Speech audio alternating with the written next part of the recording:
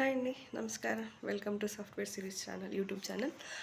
And ఇక్కడ మోరోవర్గా ఇప్పుడు అందరూ ఫేస్ చేస్తున్న ప్రాబ్లం, లైక్ అందరికీ ఉన్న డౌట్ ఒకటే, లైక్ ఏఐని మన వర్క్ కల్చర్లో ఎలా డెవలప్ చేసుకోవాలి, లైక్ ఏఐని ఎలా మనం నేర్చుకోవాలి, వాట్ ఈజ్ ఏఐ అని. సారీ అండి, నేను ఫ్యామిలీ మ్యాన్. లైక్ మా పిల్లలు చూసారు కదా ఎట్లా డిస్టర్బ్ చేస్తుంటారు. I'm a mother of 2 kids. Imagine చేసుకోండి నా సిచ్యువేషన్ ఎట్లుంటుందో. దట్ వర్కింగ్ ఎంప్లాయీ కదా. బట్ లైఫ్ అనేది మనకు చాలా నేర్పిస్తుంది కదా. అందులో భాగంగానే నేను కూడా నా స్కిల్స్ని ఎక్స్ప్లోర్ చేసుకోవాలని ఇలా మీ ముందుకు వచ్చాను. అండ్ ఎంతో కొంత ముందు నుంచి మా నాన్న ఏం చెప్పేవాళ్ళంటే, నీ వల్ల నలుగురికి ఉపయోగపడకపోయినా పర్లేదు కానీ నీ వల్ల ఒక్కరు కూడా డిస్టర్బ్ అవ్వకూడదు అనేది నా మైండ్లో బాగా ఉంది చిన్నప్పటి నుంచి. బట్ ఈ ఈ ఇదేంటంటే అట్లీస్ట్ ఒక్కరికైనా ఇది యూజ్ అవుతుందేమో అన్న బేసిక్ సెన్స్తో నేను మీ ముందుకు వచ్చాను ఇలా. ఏ అంటే భయపడాల్సిన పని ఏం లేదండి. మనం ఎంతో వర్క్ చేసి ఉంటాం. ఇప్పుడు సాఫ్ట్వేర్లో అట్లీస్ట్ 2 ఇయర్స్ సాఫ్ట్వేర్లో ఉన్నారంటే వాళ్ళు చాలా స్కిల్స్ గెయిన్ చేసుకోగలుగుతారు. 1 మినిట్. ఆల్రెడీ మనం సాఫ్ట్వేర్లో వర్క్ చేస్తున్న వాళ్ళు ఏఐ గురించి అస్సలు భయపడాల్సిన పని లేదండి. ఎంత పెద్ద పెద్ద లెగసీ అప్లికేషన్స్లో వర్క్ చేసి ఉంటాం, కోడ్ డెవలప్ చేసి ఉంటాం, చాలా టూల్స్ మీద వర్క్ చేసి ఉంటాం. సో ఏఐ అనేది ఎంత చెప్పండి, అన్నిటి మీద వర్క్ చేసినప్పుడు ఏఐ నేర్చుకోలేమో చెప్పండి. ఫస్ట్ ఆఫ్ ఆల్ టెన్షన్ పడకండి, దాని గురించి స్ట్రెస్ అవ్వకండి. ఓకే, ఇది కూడా మన డైలీ లైఫ్లో ఒక రొటీన్ లైఫ్లో ఒక పార్ట్ అనేసి దాని మీద కొంచెం కాన్సన్ట్రేట్ చేయండి. ఏ పెద్ద అంత ఇబ్బంది పెట్టే టూల్ అయితే ఏం కాదు. మనం దాన్ని ఇంటిగ్రేట్ చేసుకోవాలి మన వర్క్ కల్చర్లో, అంతే. ఇంకా మన వర్క్ ఈజీ అవుతుంది. మనం ఇంకొంచెం మన డైలీ లైఫ్లో ఇంకొంచెం ఫాస్ట్గా మూవ్ ఆన్ అవుతాం. ఫార్వర్డ్ స్కిల్స్ కోసం అది యూజ్ చేస్తున్నాం అంతే. అండ్ ఇంకొకటి ఏంటంటే, ఏఐలో మెయిన్ థింగ్ మనం యూఐ బేస్డ్ అప్లికేషన్స్ డెవలప్ చేసుకోవచ్చు. మీకు సింపుల్గా ఒక యూస్ కేస్ చెప్పనా. ఇప్పుడు మీరు చాలా యూట్యూబ్లో కావచ్చు, లేదా మెటీరియల్ నోట్స్ సేవ్ చేసుకుంటారు కదా, అవన్నీ సేవ్ చేసుకునే దానికి AI tools, simple tools use చేసేసి, లైక్ ఓపెన్ ఏ అనేది మనకి ఓపెన్ సోర్స్ కదా, మనకి మన పర్సనల్ ల్యాప్టాప్స్లో మనం ఇంటిగ్రేట్ చేసుకోవచ్చు, ఇన్స్టాల్ చేసుకోవచ్చు. మనం వర్క్ కల్చర్ని ఇంటిగ్రేట్ చేసుకుని సింపుల్ యూఐస్ని, డాష్బోర్డ్స్ని క్రియేట్ చేసుకుని అది ఎలా వర్క్ అవుతుందని ఫస్ట్ ఒక విజువలైజేషన్ చేసుకోండి మీకు మీరే. మన పర్సనల్ ల్యాప్టాప్లో మనం ఏమైనా చేసుకోవచ్చు కదా. అట్లాంటప్పుడు చాట్‌జీపీటీలో మొత్తం ప్రాసెస్ అడిగాను. అది స్టెప్ బై స్టెప్ మీకు ఇస్తుంది. ఆ స్టెప్స్‌నే ఫాలో అయ్యి చిన్న చిన్న డాష్‌బోర్డ్స్, చిన్న యూఐస్, చిన్న ఏపీఎస్ క్రియేట్ చేసుకొని ఇంటిగ్రేట్ చేసుకోండి. అప్పుడు మనకి తెలుస్తుంది దాని వర్క్ ఫ్లో ఎలా ఉంది, అసలు అది ఏంటి, దాని ప్రాసెస్ ఏంటి, అది దేనికోసం ఇనిషియేట్ తీసుకుంటున్నాం మనం, ఫ్రమ్ స్టార్టింగ్ నుంచి ఒక పాయింట్ ఆఫ్ వ్యూలో మనకు అర్థమైపోతుంది. అప్పుడు మనకి ఈజీ అయిపోతుంది. మన డే టు డే లైఫ్లో మనం ఎలా ఇంటిగ్రేట్ చేసుకోవాలి, మన రియల్ టైమ్ అప్లికేషన్స్లో మనం ఎలా ఇంటిగ్రేట్ చేసుకోవాలి, ఇది ఎంతవరకు యూజ్ అవుతుంది అనేది అది అప్పుడు మనకు ఒక ఐడియా వస్తుంది. సో అస్సలు భయపడాల్సిన పని లేదండి. ఒకటి ఏఐలో ఎన్ఎల్పి, అదే నేచురల్ లాంగ్వేజ్ ప్రాసెసర్ ఉంటుంది కదా, దాని మీద కొంచెం కాన్సన్ట్రేట్ చేయండి. ఇంకొకటి రిగ్రెషన్ పాయింట్స్ మీద కాన్సన్ట్రేట్ చేయండి.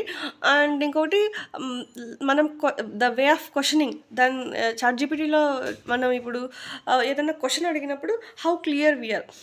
ఇప్పుడు ఏది పడితే అది అడిగేసి మనకు కరెక్ట్ కంటెంట్ ఆన్సర్ రాలేదు, సొల్యూషన్ రాలేదు అంటే అది మనదే కదా మిస్టేక్.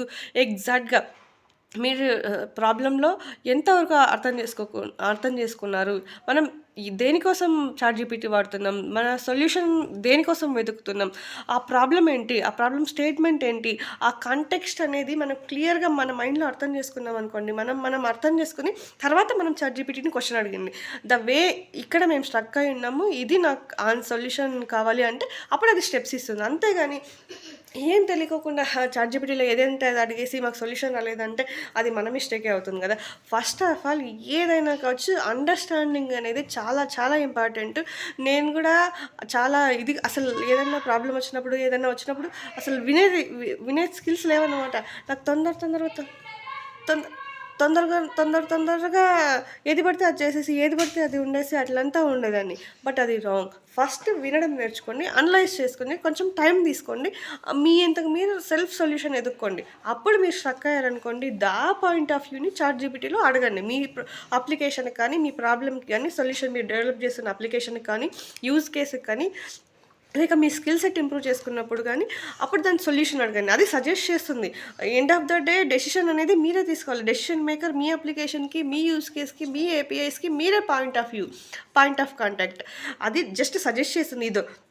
ఇప్పుడు హోటల్‌కెళ్తే ఇవన్నీ లిస్ట్ ఉంది మా దగ్గర అని వాళ్ళు చెప్తారు కదా! ఫైనల్‌గా ఏది తినాలో అది మన చాయిస్ కదా! సో, అందులో ఏది సెలెక్ట్ చేసుకోవాలి మన అప్లికేషన్‌కనేది ఎండ్ ఆఫ్ ద డే మన కాల్, ఫైనల్ కాల్ అనేది మన కాల్ అవుతుంది.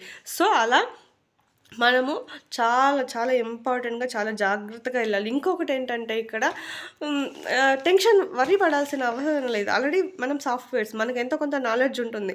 ఆ నాలెడ్జ్‌ని దీంట్లో ఎలా ఇంటిగ్రేట్ చేసుకోవాలి అన్నది ఒక్కటే ఆలోచించాలి. అంతేకాని ఏ ఏ ఏ ఏ దానికి ఎందుకు అంత సైక్ అవ్వాల్సిన అవసరం లేదు మనం. అదేం పెద్ద భూతమేం కాదు. లేక అదే అంతేం కాదు. జస్ట్ మన డే టు డే లైఫ్‌లో వర్క్ కల్చర్‌లో దాన్ని కూడా ఇంటిగ్రేట్ చేసుకొని, ఓహ్! నువ్వు కూడా మాలాగా రా వచ్చేసేయి అని కలుపుకొని ఈజీ వేలో అండర్‌స్టాండ్ చేసుకొని మనం అది కూడా ఒక ఇంప్రూవ్‌మెంటే కదా మనకిప్పుడు. ఇంతకుముందు ప్రాబ్లమ్స్ ఎలా ఉండేవి, ఇప్పుడు అదొచ్చిన తర్వాత ఎలా ఉంది, యూజ్ కేసెస్ ఎలా ఉన్నాయి, మనం ఎట్లా ఇంటిగ్రేట్ చేసుకుంటున్నాం, మన వర్క్ కల్చర్‌ని ఎలా ఇంప్రూవ్ చేసుకుంటున్నాం అని ఆ పాయింట్ ఆఫ్ వ్యూలో ఆలోచిస్తే ఏది కూడా కష్టం అవ్వదు. అన్నీ కూడా ఈజీ అవుతాయని నా ఒపీనియన్. ఫస్ట్ ఆఫ్ ఆల్ దేనికి కూడా సైక్ అవ్వకూడదు. First understand aim, context, solution, expectations ఇవే ఉండాలి. ఇప్పుడు ఒక ప్రాబ్లమ్ మనం అప్లికేషన్స్‌లో వర్క్ చేసేటప్పుడు ఏకి తెలీదు కదా! మనం ఏం చేస్తున్నామో, మనం ఏంటి, మనకి ఎక్స్‌పెక్టెడ్ అవుట్‌పుట్ ఏంటని మన అప్లికేషన్ అవుట్‌పుట్ దానికి తెలీదు కదా! నీకు తెలుసు కదా! ఏ స్ట్రక్ అయినప్పుడు సొల్యూషన్ దాన్ని అడగాలే కానీ end of the day expected output నీ అప్లికేషన్‌కి ల్యాండింగ్ పేజ్ ఏంటి, యూఐఎస్ ఏంటి, ఎలా ఉంది, యు ఈ వెబ్ యూఐలో ఏ ఏ కంపోనెంట్స్ ఉంటాయి, డాష్‌బోర్డ్‌లో ఏముంటాయి అవన్నీ నీకు తెలుసు. నీ ఎక్స్‌పెక్టెడ్. సో, దానికి నువ్వెలా సొల్యూషన్స్ ఎతుక్కోవాలన్నది కాల్ నీది. జస్ట్ ఒక ప్రాబ్లమ్‌ని దాని దగ్గర నుంచి సొల్యూషన్ తీసుకుంటున్నావు. డెసిషన్ మేకర్, డెసిషన్ కాల్ వచ్చేసి ఫైనల్‌గా మీరు. మీ అప్లికేషన్‌కి మీరు ఎతుక్కోవాలి. సో, అది జస్ట్ సజెస్ట్ చేస్తుంది. End of the day implement చేసేది మనమే. అది 100% మన వర్క్ చేయదు.